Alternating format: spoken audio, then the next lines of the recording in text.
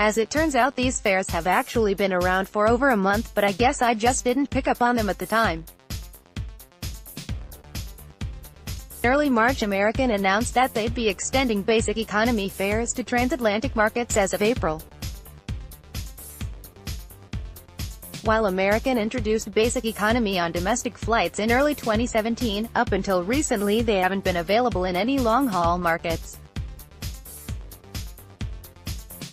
It's not surprising that it took them a while to add these on long-haul flights, given the joint ventures they have in many markets. So when they add basic economy on transatlantic flights, they're not just doing so on their own flights but also on British Airways, Finnair, and Iberia, which are their joint venture partners. I only picked up on American now having expanded basic economy based on a tweet by The Flight Deal.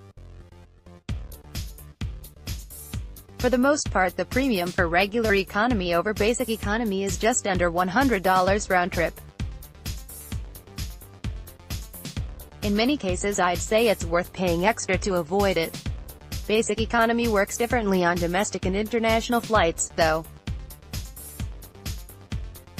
On international flights, basic economy comes with the following restrictions: you have to pay to check bags, you have to pay to assign seats, or they'll assign a seat at no charge at check, and you're not eligible for upgrades. You board in the last group, as you can see. However, you'll still be able to bring a carry-on, and you'll still earn miles as usual.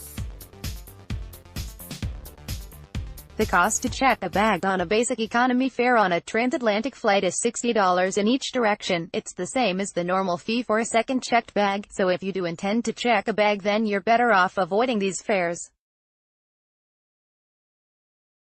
Otherwise, it depends whether you value the cheapest possible price, or if you're willing to pay a bit extra to reserve a specific seat and not board last. I've been a big critic of basic economy, though believe it or not, I take slightly less issue with it on long-haul flights than I do on short-haul flights. Why? Because it's offensive to me when you have a $600 round-trip domestic ticket and that's for basic economy. Domestic airfare pricing shows that there really isn't enough competition nowadays, at least in many markets. International flights are a different story, as international airfare is as cheap as it has ever been. $500 round-trip fares to Asia and Europe have become the new norm, thanks to a combination of Chinese carriers, Gulf carriers, and ultra-low-cost carriers. I actually fault airlines a little bit less for doing this type of price segmentation on long-haul flights, given that economy fares have become almost unsustainably low. Delta and their joint venture partners also have basic economy fares on transatlantic flights, leaving United and their joint venture partners as the only group that doesn't yet have these.